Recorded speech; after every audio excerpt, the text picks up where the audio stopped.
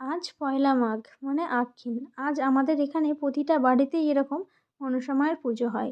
আর আগের দিন যে ভিডিওতে দেখিয়েছিলাম সেই রাখাল মনসা মায়ের মন্দিরটা, সেখানেও কিন্তু আজ পুজো হবে আর আমরা যাব ওখানে পুজো দিতে। তো এই যে দেখো মা বেরিয়ে পড়েছে, আমি, মা আর বড় ভাগ্নি তিনজনে মিলে যাব। আর একটা জিনিস তোমাদেরকে দেখাই, তোমাদের তো বলেইছিলাম এখানে ভোগ খাওয়ানো হবে, আর এই যে দেখো তারই প্রস্তুতি চলছে। প্রথমেই দিয়ে দিলাম মায়ের মন্দিরে পুজো, তারপর যাব রাখাল মনসা মায়ের কাছে পুজো দিতে, তারপর এসে ভোগ খাবো।